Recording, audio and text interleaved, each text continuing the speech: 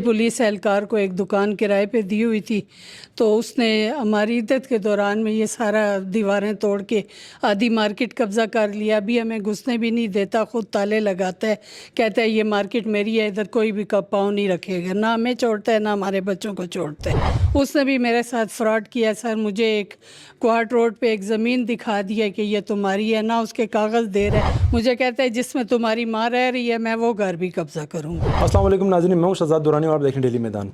मैं इस वक्त पेशावर प्रेस क्लब में मौजूद हूं, जहां एक बेवा खातून अपनी फ़रियाद लेकर आई हैं। इनसे बात करते हैं कि इनका ये मसला क्या है। जी, अपना नाम बताएं और जो आपका तनाज़ा जिनके साथ चल उसकी तफसील बताएं।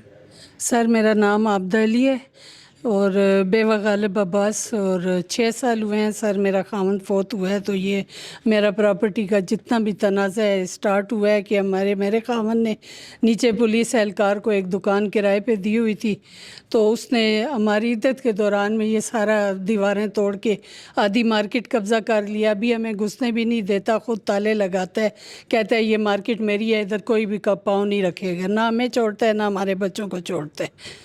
लिहाजा मैं इसीलिए आला हुकाम के पास आई हूँ। हमें अब धमकियाँ देने पे आ गए हैं, ये लोग भी धमकाते हैं।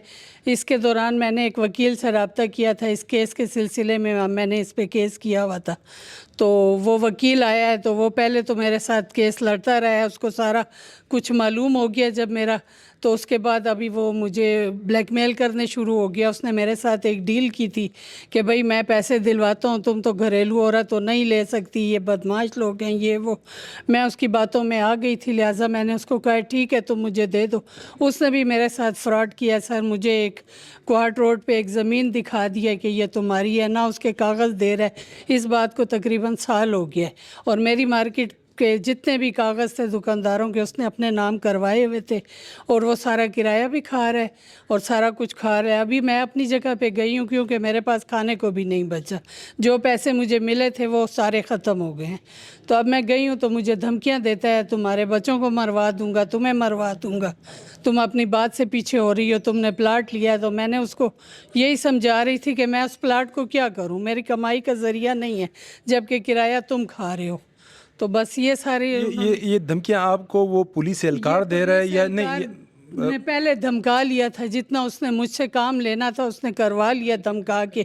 उसने फ्रॉड किया था मेरे साथ, मुझे घर में बुला के कागज़ साइन करवा के फिर मुझे दोबारा निकाल दिया था। मैं तकरीबन 4-5 महीने उधर रही हूँ, फिर उसने मुझे निकाल दिया था। लड़ाई झगड़े मेरे बच्चों से करके फसाद मचा, कहता है निकलो इधर से, ताले अपने लगा दिए। अब जब भी जाती हूँ वो कहता है इस तरह 4 साल हो गए हैं, ये घर मेरे पास है, मेरी प्रॉपर्टी है, ये है वो है। उसके बाद फिर मैंने बेटे मेरे के घर की तरफ आया है, किराए पे इस वकील ने लिया था। किराए पे लेने के बाद इसने तकरीबन आज साल हो गया है कि इसको ऑफिस में बुला के तो इससे साइन करवाए हैं। कोई भी ना गवाह है, ना कुछ है, ना कोई प्रूफ है, लेकिन इसको बुलाया, इसके बस रजिस्ट्री करो, हम तुम्हें इस्लामाबाद में प्रॉपर्टी देते हैं। साल हो गया, उधर भी वो भी जा रहा है कि खुदा के लिए मुझे घर दो। वो किराए पे रोल रहा है, लेकिन उस बंदे ने ना कागज़ दिए ना हमें कोई रजिस्ट्री करके दे रहा है। उल्टा इसका घर ले लिया, कहता है जाओ ले सकते हो ले लो। मुझे कहता है जिसमें तुम्हारी माँ रह रही है मैं वो घर भी कब्ज़ा करूँगा। आपके साथ इतनी ज़्यादती हुई है, आपका जो वकील था वो बिक गया, ये कह सकते हैं हम। उसने आपके साथ धोखा किया है, आपको गुमराह करके आपसे दस्तखत कराए हैं। तो इस दौरान आप अदालत नहीं गई? सर मैं अदालत गई थी, मैं सारे केस लड़ रही थी, लेकिन चूंकि यही मेरा वकील था, मैं शुरू से इसके साथ ही अटैच थी, तो यही मेरे सारे केस लड़ता था। ये अब जाके मुझे साल हो गया तो मुझे इसका सारा पता चल गया कि क्योंकि मैंने वो प्लाट जब पता करवाया वो किसी और औरत के नाम का है, जो पिंडी में ये जायदाद का कह रहे हैं वो एक और औरत के नाम पे। कुछ समझ नहीं आ रही कि ये सारी क्या खिचड़ी पक रही है। ये जो अभी आपकी जो जायदाद का तनाज़ा चल रहा है वो कितने मरले है? ये तकरीबन 6.5 मरले मीना बाज़ार में। 6.5 मरले। तो जो आपने घर, अपनी जायदाद आपने सेल कर दी थी, आधे पैसे लिए थे रजिस्ट्री दे के, वो अलग बंदा है कि नहीं? वो यही था, ये जो पुलिस एहलकार है? नहीं, पुलिस एहलकार तो नहीं, वकील के नाम। मैंने एक और बंदे पे सेल कर दी थी क्योंकि इनके जुल्मों की वजह से मैं बहुत तंग आ गई थी। 2 बाइकें इसकी तोड़ दी थी ने, हर वक्त इसके साथ झगड़ा, एक के साथ बच्ची, क्योंकि मेरी रिहाइश थी ऊपर। जब बच्चियां उतरती थी उनकी तस्वीरें बनाते थे, कभी क्या करते थे, कैमरे इन्होंने सारे मार्केट में लगाए हुए थे, जो कि मैं अदालत में भी गई हूँ। تو جس پہ آپ نے اپنی پراپرٹی سیل کی تھی وہ اپنی رقم کا مطالبہ نہیں کر رہا؟ نہیں، اس نے تو وہ بھی قبضے پہ بیٹھا ہوا ہے نا. ہمیں کاغذ یہ ہوا تھا کہ آدھوں پہ ہم آپ کو رجسٹری دیں گے، آدھے پیسوں پہ ہم آپ کو قبضہ دیں گے. ہم نے آدھے پیسے لے کے اس کو رجسٹری دے دیے. جب قبضہ دینے آئی ہوں تو یہ پولیس والوں نے اسلحے وسلے نکال لیے تھے، کافی پورا بازار بند کروا دیا تھا. اب تحقیق کروائیں ساری کہ سارا ہنگامہ کیا ہے. اس کے بعد ہم لوگ جیسے ہی واپس آ گئے تھے. اب مطالبہ وہ کیسے کرے؟ نہ اس کا کوئی کام ہو رہا ہے نہ میرا ہو رہا ہے. نہیں، آپ نے جب کہا ہے کہ آپ نے عدالتوں میں کیس جیتے ہیں، ہائی کورٹ میں بھی آپ جی. کیس جیتی ہیں اس طرح، اور جو لوور عدالتیں ادھر بھی جیتے ہیں، سب تو جیتے پھر ہیں. اس کے بعد پولیس کے ذریعے آپ نے قبضہ نہیں لیا؟